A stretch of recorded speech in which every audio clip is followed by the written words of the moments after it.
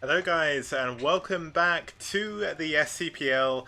We just saw SK Bravo versus Team Liquid. I won't spoil the score of that just in case you're checking these VODs first. So go back and watch that, it was a pretty fun series. We saw some pretty cool builds, but now it is ready for the Group B match. It's going to be SouL Gaming versus the Foreign Brood War All-Stars from the Foreign Brood War Discord. So, going to be a very fun match. I know there's a lot of fan favorite players in this series, so looking forward to casting this. And I am very much looking forward to seeing how the teams are going to do, and looking forward to exactly what games we're going to be seeing. So, let's actually head on over to the overlay, and let's take a look at who is going to be playing for each team and what maps we're going to be seeing. Okay, as you can see here, we're going to have SouL Gaming versus Foreign Brood War All-Stars. SouL Gaming, top of their group currently. They are on 3-0. They're going to be looking forward to make it a 4-0 at the moment. They want to go tied with SK Alpha from Group A, go up to that 5-0, possibly 6-0 finish for the weeks. Of course, week 6, SouL will be against someone else, but week 7... they will be against the other team who are at the top of the group. It's going to be White Clan at week 7 for SouL Gaming. Foreign Brood War have played White already. No, actually, they might be playing White next week. But they're playing SouL now. Foreign Brood War All-Star Zerg's been doing a pretty good job. Terran, no slouches, but as you can see, 7 wins, 1 loss for SouL's Terran, and 4 wins, 0 losses for their Zerg. So SouL have been relying a lot on their Terrans and Zerg players, and you know what, they're very, very good players. But let's actually have a look at what maps we're going to be seeing. Set 1 will be on Judgment Day. Set 2, Sinchapungryung. Set 3, New Empire of the Sun. Set 4, Pathfinder. And Set 5, if we get to it in the Ace match, is going to be Gladiator. Now let's actually have a look what players are going to be playing for each team. We're going to start with a ZBT between Richley and Roegi on Judgment Day. Dandy versus Tempest in a TVZ on Sinchapungryung. Ultra versus Faust in a TVZ on New Empire of the Sun. And finally another TVZ with Scan versus Hermu on Pathfinder. So a lot of TVZs today, 4 TVZs in SouL versus Foreign Brood War. So hopefully you like that matchup, guys. People say that is the most exciting matchup in the game. So let's see how they're going to be doing. Let's have a look at who our first players are going to be. Have a look at their stats as well. We're going to have Richley fighting for SouL, and his opponent's going to be Roegi for Foreign Brood War All-Stars. Richley and Roegi doing really well so far in the STPL. So let's see how Roegi can do against someone as good as Richley. This should be a very, very interesting series indeed. Now let's have a look at the map. Let's have a look at the map stats as well. And we've got the Zerg music, so it doesn't sound as good in the background. But we're going to be on Judgment Day. And as you can see, pretty cool map. Pretty standard map of it. Well, okay, it's standard for me, but you have like a 3-base corner cluster. You've got a droppable natural. The third base is out in front of the natural in the main, much like on Guillotine. But Guillotine didn't have the third base so close, but you do have the 1 choke to defend out front if you do choose to. That's why you often see 3 hatch builds a lot from Zergs on this map, just to get the Sunkens out the front of their natural. You often see a lot of early aggression from Terran players, and a lot of 2-racks play on this map as well. Lots of 2-racks Academy as well. So not sure how it's going to go, but let's see how this game goes. Let's jump onto the game. Let's not waste any more time. And just before we get into the game, thank you all for tuning in, and hopefully you enjoy this upcoming series. So let's move on over to the game, and let's get started.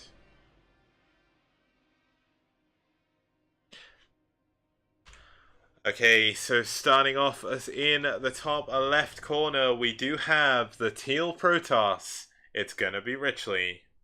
Sorry, did I say Teal Protoss? I meant Teal Zerg. We've got all TVZs and I say Protoss. How on earth did I manage that? But yeah, it's going to be Richley starting us off in the top left position. 10 o'clock, and his opponent fighting for Foreign Brood War All-Stars. It's going to be the Yellow Terran, Roegi. Now, Roegi is not one for showing standard games. His first ever game in the STPL was on Grand Line SE, wherein he went Bio versus a Protoss player. And Richley, of course, had a strong showing at a lot of foreign tournaments. He is a Korean player. His other AK is JT Cal. He is one of Scan's friends. He's not a professional or a semi-professional, I would say. He's more just a sort of an avid Brood War player, much like Roegi is. Plays in a lot of Korean sort of clan. I don't know if he's in any Korean clans. He is in Cal, of course, with Scan, but not sure how active they are in the Korean clan scene. But does play in a lot of foreign tournaments. Had a good showing. Been beaten by a few foreigners as well, so he's not untouchable. But he does show off really, really fun games. SouL did pick him up quite recently. In the lead up to STPL, I think they picked him up. Obviously, Scan a part of SouL as well, so pretty easy to grab him for the clan. Another recent pickup for SouL heading into their match against White is Shiny as well. So we will probably have a Money King match coming up fairly shortly as well. Now, Shiny actually got added this week, so he wasn't allowed to play in these games.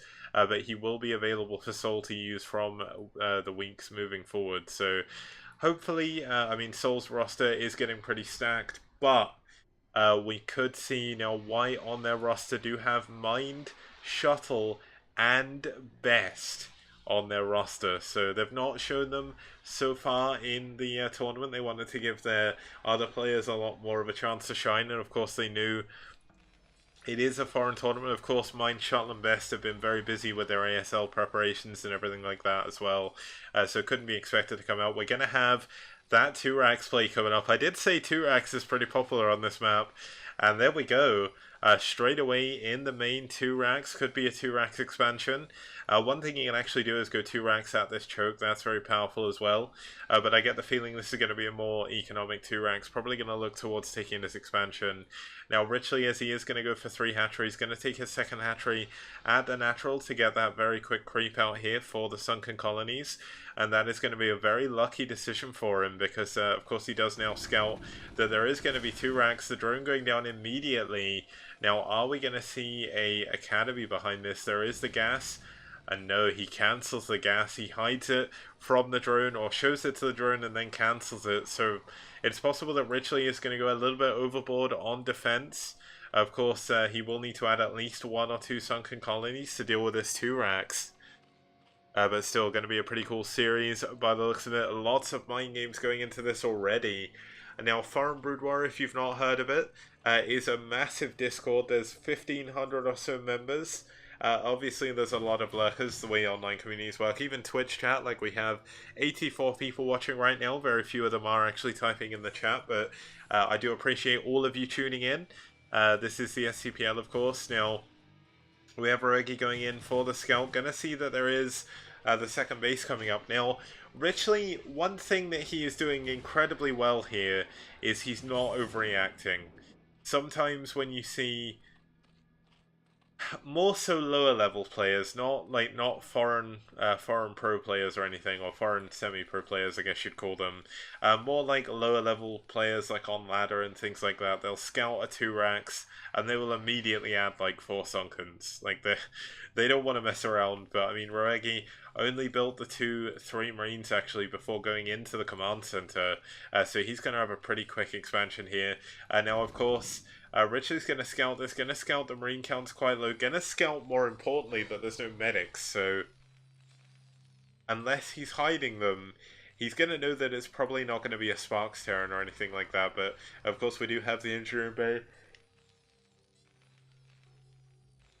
Sorry, lost my voice there as I was yawning. We're going to have a very quick +1 upgrade coming in for Roegi, so it's almost like he's going to go into the +1 5-Rax. But in a little bit of,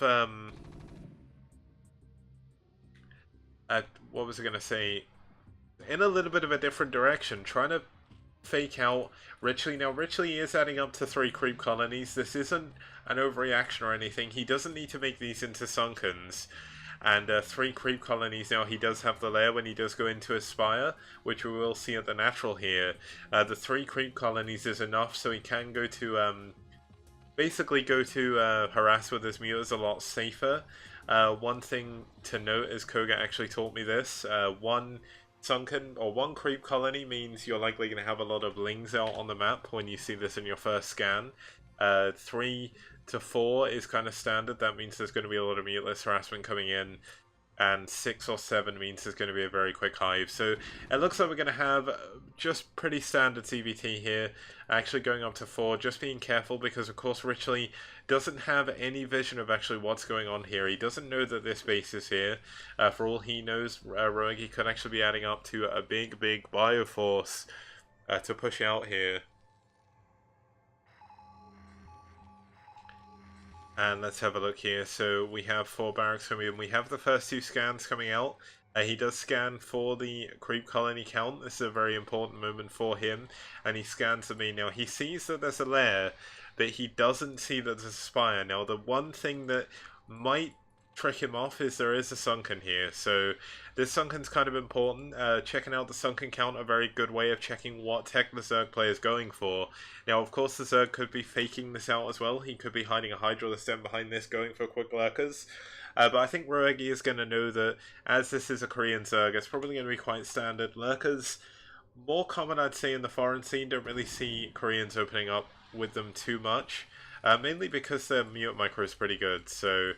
now, of course, this was played, I'm not sure what term rate, but Roegi is in the west coast, I believe, of America, and Richley is a Korean, so there may have been a little bit of lag, but hopefully not too much. Richley's APM is quite high anyway, so I wouldn't really use the APM count to show too much of that, but looks like Richley is going to go for an incredibly quick third gas here. He knows that his muteless are going to be able to keep Richley Roegi in his base too much, but he's taking a lot of damage. He didn't even manage to get a single shot off there. And there we go. Looks like we've finally got the muteless harass coming in. Takes down a medic immediately. And that is a pretty big pick off for Richley. Every medic very important in TBZ. But what is Richley's sort of move going to be here? This is kind of an interesting depot placement. Going to be a donation to the muteless if Richley so does want to actually focus that down. Now, there's also a lot of lings out on the map as well. Now, it looks like Richley going to take that other main for his 4th base. We have a Hydralistem coming up as well. Should see a Queen's Nest fairly shortly too, as we will likely see a very quick hive here for Richley. Now, Richley finally getting a scout out of what's really going on. He's seen the natural. He's seen that the Marines have +1. As well, which is kind of important for him. And here we go, there's a lot of lings coming in with the muteless. Could this just be too many units from Richley?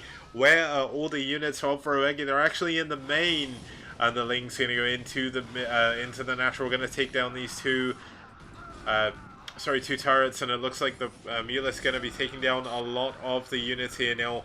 As you can see, a lot of lings still alive in the natural. The Marines trying to push forward, but they're a little bit spread out, so they're not doing the damage they could do. And it's mostly medics against muteless here. They do not shoot, so medics not going to be the best choice here. But there we go, GG. And Richley clinically pulls Roegi apart there in that CVT. Now, Roegi did an interesting build. He tried